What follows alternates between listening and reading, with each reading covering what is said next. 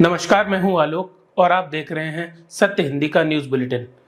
नजर डालते हैं अब तक की खबरों पर। राजधानी स्थित बसपा कार्यालय में आयोजित राष्ट्रीय कार्यकारिणी की बैठक में एक बार फिर से मायावती को अगले 5 सालों के लिए राष्ट्रीय अध्यक्ष चुना गया है। इसके साथ ही भतीजे आकाश आनंद का भी कद बढ़ाया गया है। आकाश आनंद को नेशनल कोऑर्डिनेटर के साथ 4 राज्यों का चुनावी प्रभारी बनाया गया है। मायावती ने पदाधिकारियों को संबोधित करते हुए कहा कि देश के बहुजनों के हित के लिए बाबा साहब डॉक्टर अंबेडकर के आत्मसम्मान व स्वाभिमान का मूवमेंट अब इतना मजबूत करना है कि इसको अब विरोधियों के साम दाम दंड भेद आदि अनेकों प्रकार के जबरदस्त हथकंडे भी कमजोर ना कर सकें। हावड़ा मैदान इलाके में जीटी रोड पर पुलिस और प्रदर्शनकारियों के बीच जबरदस्त झड़प हुई। छात्र समाज के कार्यकर्ताओं ने मंगलवार दोपहर को अपने नबन्ना अभियान के हिस्से के रूप में राज्य सचिवालय नबन्ना की ओर मार्च करने की कोशिश की। पुलिस ने प्रदर्शनकारियों को तितर बितर करने के लिए लाठीचार्ज किया, पानी की बौछार की और आंसू गैस का इस्तेमाल किया।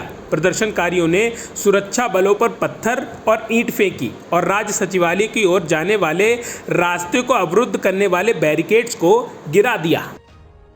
हरियाणा में दुष्यंत चौटाला की पार्टी जेजेपी और चंद्रशेखर आज़ाद की आज़ाद समाज पार्टी ने गठबंधन का फैसला किया है। दोनों पार्टी ने संयुक्त रूप से आज प्रेस कॉन्फ्रेंस की। 70 सीटों पर जेजेपी और 20 पर आज़ाद समाज पार्टी चुनाव लड़ेगी। आज़ाद समाज पार्टी के मुखिया चंद्रशेखर आज़ाद ने दुष्यंत चौटाला को पूर्व डिप्टी सीएम और भावी सीएम कहकर संबोधित किया। उन्होंने कहा, ये कदम हरियाणा के भविष्य की मजबूत नींव रखने का काम करेगा, किसानों की आय कैसे बढ़े ये सुनिश्चित करने का काम करेगा, शिक्षा का स्तर कैसे बेहतर हो इस पर काम करेंगे। हम दोनों 36 के हैं और हम दोनों 50 से 40 साल मिलकर किसानों की आवाज़ उठाते रहेंगे।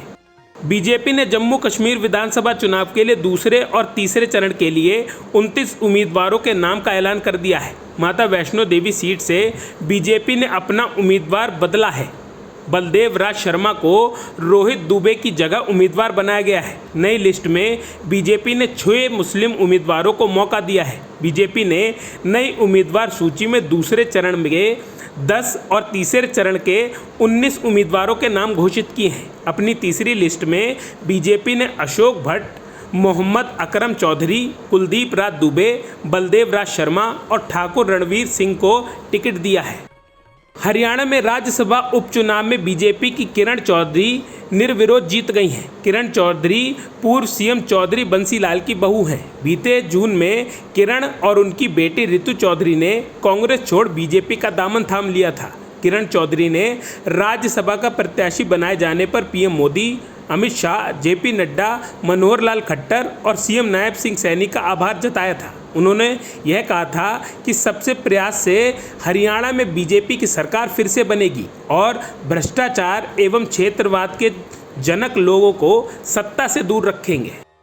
झारखंड के पूर्व मुख्यमंत्री चंपई सोरेन ने भाजपा में शामिल होने की वजह बताई है। उन्होंने कहा कि पहले मैंने सोचा था कि मैं संन्यास ले लूँगा, फिर मैंने सोचा कि नया संगठन बनाऊँगा, लेकिन इसके लिए समय काफ़ी कम है। बहुत मंथन करने के बाद मेरा प्रधानमंत्री और गृह मंत्री अमित शाह पर विश्वास बढ़ गया और भाजपा में शामिल होने का हमने निर्णय ले लिया। भाजपा में मेरे साथ मेरा बेटा भी शामिल होगा। इससे पहले बताया गया था कि चंपई सोरेन 30 अगस्त को रांची में आधिकारिक तौर पर भारतीय जनता पार्टी में शामिल होंगे।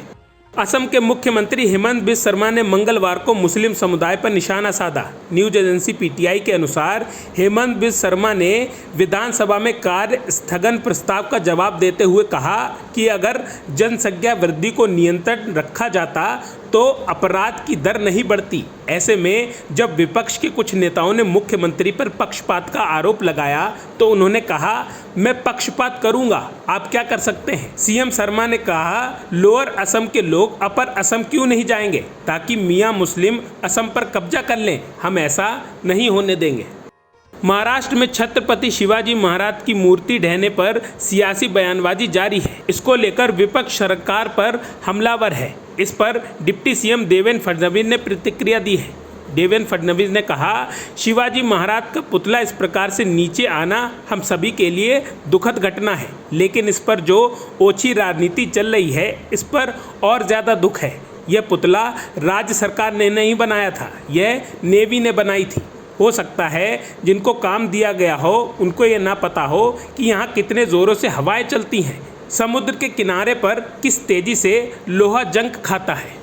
मलयालम सिनेमा में उठे मीटू अभियान के तूफान के बड़े बड़े शिकार बन रहे हैं। अब अभिनेता मोहनलाल ने AMMA के अध्यक्ष पद से इस्तीफा दे दिया है। एसोसिएशन के कई सदस्यों पर यौन उत्पीड़न और बलात्कार के आरोप लगे हैं। हाल के कुछ दिनों में ऐसे आरोपों की बाढ़ सी आ गई है। फिल्म एसोसिएशन की कार्य समिति ने सभी सदस्यों के इस्तीफा दे दिया है। AMMA की ओर से जारी एक बयान में कहा गया है कि शीर्ष निर्णय लेने वाली संस्था ने नैतिक जिम्मेदारी ली है और कुछ अभिनेताओं द्वारा समिति के कुछ सदस्यों के खिलाफ लगाए गए आरोपों के मद्देनज़र खुद को भंग कर लिया है। AMMA ने कहा है कि नई समिति बनाने के लिए चुनाव 2 महीने के भीतर होंगे।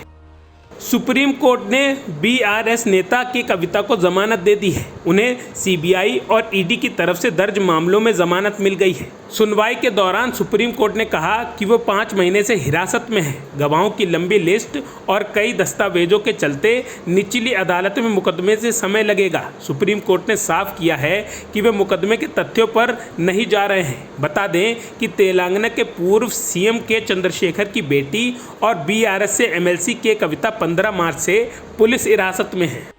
भारतीय जनता पार्टी कोलकाता रेप मामले पर पश्चिम बंगाल की मुख्यमंत्री ममता बनर्जी को घेर रही है। वहीं बीजेपी के राष्ट्रीय प्रवक्ता गौरव भाटिया ने मंगलवार को प्रेस कॉन्फ्रेंस करके मुख्यमंत्री ममता बनर्जी पर निशाना साधा है। गौरव भाटिया ने मांग की है कि महिला के साथ हुई दरिंदगी की इस घटना पर कोलकाता के पुलिस कमिश्नर और मुख्यमंत्री ममता बनर्जी इस्तीफा दें। उन्होंने कहा, मुख्यमंत्री ममता बनर्जी पश्चिम बंगाल में तानाशाही कर रही हैं। प्रदर्शन शांतिपूर्वक तरीके से हो रहा है, लेकिन ममता तानाशाह है और उनका स्टैंड आरोपियों के साथ खड़ा होना है।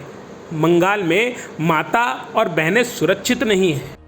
सुप्रीम कोर्ट ने दिल्ली आबकारी नीति घोटाले से जुड़े मनी लॉन्ड्रिंग केस में आम आदमी पार्टी के पूर्व संचार प्रभारी विजय नायर की जमानत याचिका पर सुनवाई स्थगित कर दी है, जिसमें कथित दिल्ली आबकारी नीति घोटाले से जुड़े मनी लॉन्ड्रिंग मामले में जमानत की मांग की गई थी। मीडिया रिपोर्ट्स के अनुसार जस्टिस ऋषिकेश राय और जस्टिस SVN भट्टी की बेंच ने ED की ओर से पेश वकील द्वारा दायर की गई जमानत याचिका पर जवाब दाखिल करने के लिए 1 हफ्ते के समय मांगे जाने के बाद कार्यवाही को स्थगित कर दिया है। अब तक की खबरों में बस इतना ही।